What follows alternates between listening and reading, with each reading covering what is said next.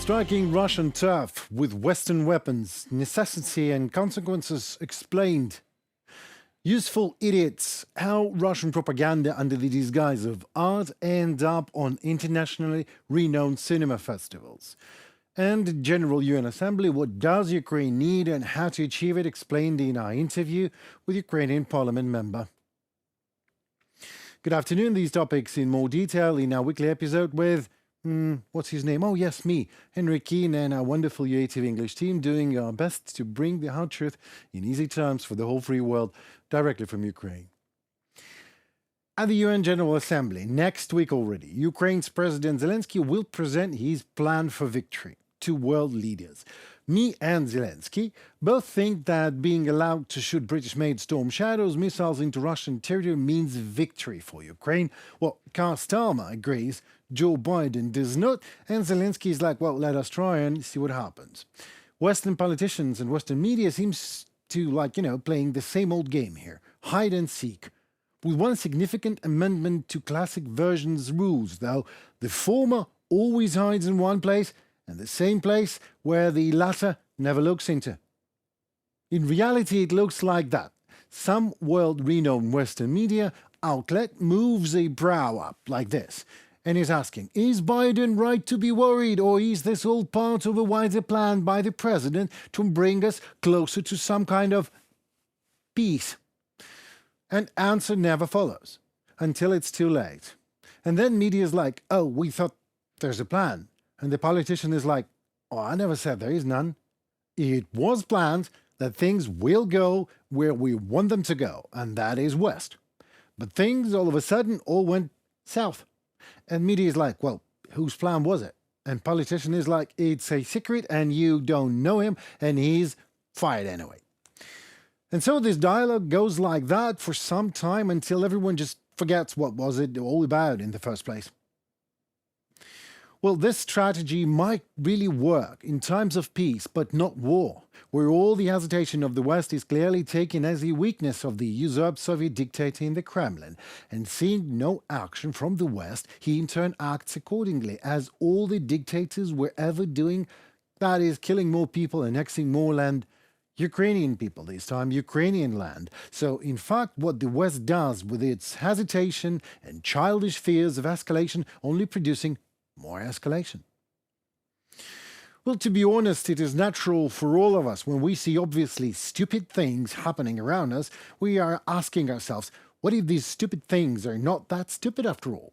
And what if they are part of a kind of wider picture where we're not getting this stage, but we'll get later, a wider divine peace plan of sorts? And what if not? What if there is no plan? What if it is what it seems to be? Exactly an indecisiveness of superpower at its worst, having all the means and all of the might in the world to make war stop today, but not being able to, lacking the only power to make it happen, a power of will.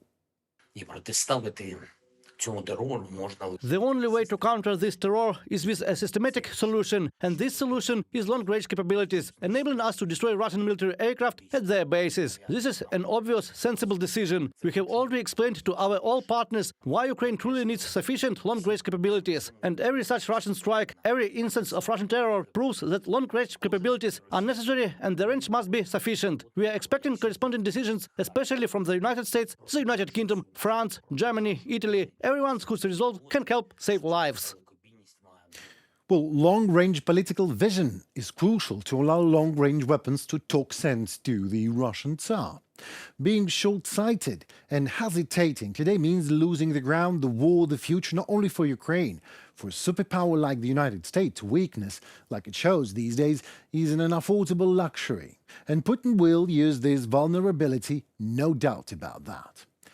But maybe that is exactly the plan, to make Putin act and make a mistake, as Russian Tsar is obviously frightened and nervous and rattles in his bunker as Keir Starmer speaks about how UK is ready to overstorm shadow his usurped reign.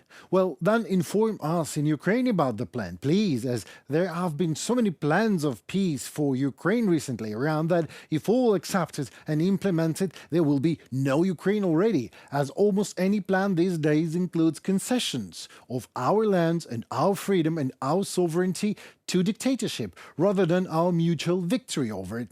To be put in easy terms, all we need now is to be united in our actions, not inactions, as the one who avoids escalation by avoiding concrete decisions today won't be able to avoid historical accountability for that tomorrow. In even more easy terms for you, Ukraine is craving one thing and one thing only: its own homeland back. Is that too much? Is that too much to be asking for world's help for it? For help and understanding, believe it or not, but if you tolerate this, then your children will be next. The film Russians at War by Russian director Anastasia Trofimova is to be screened at the Zurich Film Festival. This sparked a very understandable, actually, outrage of Ukraine's Ministry of Foreign Affairs. We are outraged that Zurich Film Festival is considering screening Russians at War. We strongly condemn any attempts to give Russia a cultural stage on which to whitewash its war crimes, while Russian troops continue to commit atrocities against Ukrainians. Ministry of Foreign Affairs of Ukraine on social network X. Now let us show you a footage that is not, I repeat, is not that Russian documentary to be screened in Zurich. That is a reality. And we have carefully chosen the least bloody parts of it, as YouTube tends to ban real things in the first place. Also, no users and advertisers like to see real suffering. Advertisers are keen to advertise their products in the middle of tourist videos, and audiences in turn want to learn life hacks. Well, here is one for you. When next time you hear air raid alarm, run for shelter. Run for your life, so that you don't get yourself killed by a Russian missile. And if you think this life hack is not for you, well then, just wait a little bit and wait until the West will hesitate to out to the point when the war in the largest European country, Ukraine, will just flood over the edges and through the borders right to the doorstep of your house. Not only we live in the age of disguise, the most intriguing is that it is an age of unconscious disguise. When useful idiots in a seizure of genuine sincerity say, we love peace, but are, same sincerely by the way, being absolutely not ready to fight for it. And that means not a peace, but an appeasement under the disguise of peace. That means those are very useful idiots to Putin, as they are literally welcoming the monster that will devour all of Europe, if only let to. And I just love the hypocrisy. Art is the art, they say, even if that is an art of killing Ukrainians. Film's director Anastasia Trofimova worked for Russia Today for 6 years in a row. That does not surprise me much. And I'm also not surprised that Anastasia Trofimova got access to the very front line from Russian side. Only pro-Kremlin reporters get there. Well, maybe with some luck, you also can get in, but never out. So the film this Kremlin lady was shooting while Russians were shooting at Ukrainians is nothing new. It is good old Russian narrative. Our poor Russian boys are suffering, not sometimes even knowing how they even ended up at this war. Russian boys say with the smoking guns in their hands. You know what? Watch the film. Seriously. I'm asking you to do it, to watch Russians at War by Anastasia Trofimova. But promise me one thing.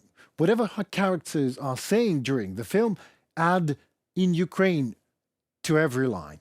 It is the antidote of truth that will turn things from head back to toe and will show you clearly this is propaganda and not art. Shot on occupied Ukrainian lands, the one poor Russian soldiers invaded and murdered Ukrainians, and Russian filmmakers made a film about that. They want you to consider art. In fact, being nothing but propaganda under the disguise of it. And thanks to Useful Idiots, Russian propaganda will now be traveling around the globe from one Useful Idiot, festival to another. So go and see it, go watch it. So to find out a hard truth in quite easy terms for ourselves, There is a great deal of a difference between art and artificial. And director Anastasia Trofimova, being incapable of genuinely creating the former, quite succeeded through in forging the latter. Good afternoon. Yevgenia Kravchuk, member of Ukrainian Parliament, is with us. Can you believe, at this first studio? Yevgenia, hello. My pleasure to be with you. Likewise. Let's just go straight forward. Ukrainian President Zelensky will speak at meeting of the UN Security Council on September 24th, where the Russian invasion of Ukraine will be discussed, of course. That reports of the mission of Slovenia to the UN, which currently chairs the Security Council. In your opinion, how effective is this appeal anyway? And how effective in general is the UN General Assembly? Well, you have to differ UN General Assembly and UN Security Council, because in UN General Assembly you have all of the countries, and it's sort of, bringing all of the countries together on one place, so they can discuss or say their opinion on different stuff. But in Security Council, I think it's still different. It's still an echo of the Second World War II, where you would have all of the countries, those who won the World War II. But Russia is among them, although they just took the place of USSR, the Soviet Union.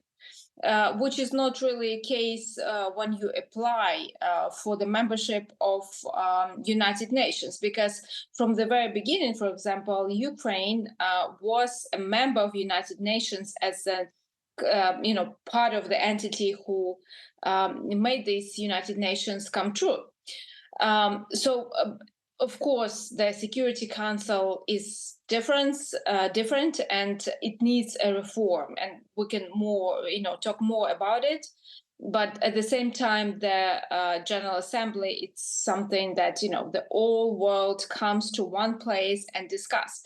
So of course, it's important for President Zelensky to speak there.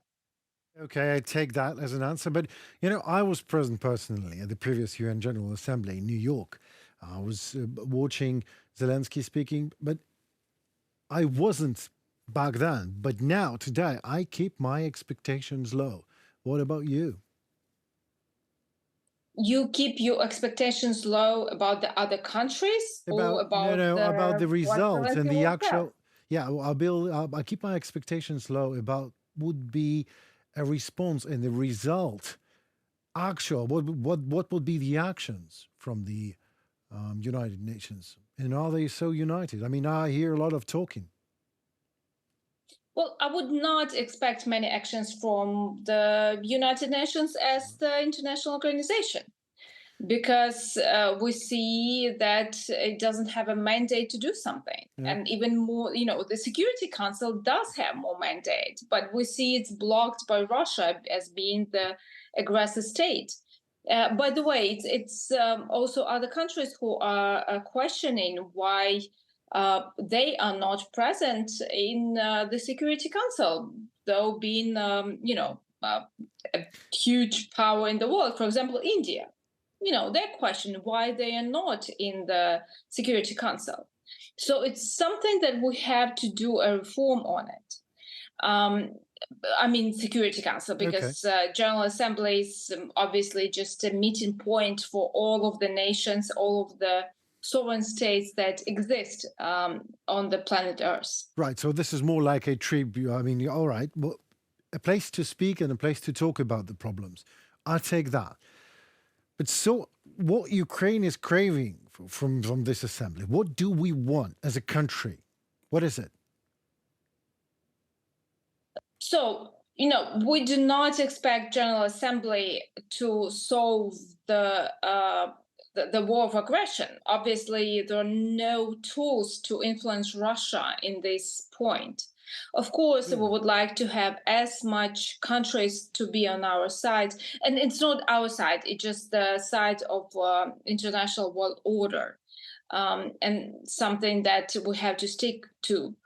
But of course, the meeting of General Assembly is also the point or the place where different leaders of the world meet each other. So I think one of the important meetings of this General Assembly would be meeting of President Zelensky and President Joe Biden. Yeah, well, that was a lovely point just made, but that we do not be on Ukrainian side, be on the side of law and order. This is what I loved. Let's pass on to you to other questions. Reuters agency writes that Zelensky will go to the United States with a victory plan that he wants to present to American President Biden. Have you personally seen this plan? Well, how do you think it should differ from the peace plan anyway? That would be my question. I don't think it will differ too much. I hope, and basically, I almost know that it will contain, of course, the membership in NATO as the long-term solution for the security in our region. And I'm saying in our region, not just for Ukraine, because Ukraine being in NATO is also somewhat a relief for other countries who are in Eastern Europe. So, of course, the 10 points of Zelensky peace plan are based on United Nations Charter, and that's where we're going, to United Nations headquarters. But, of course, it also needs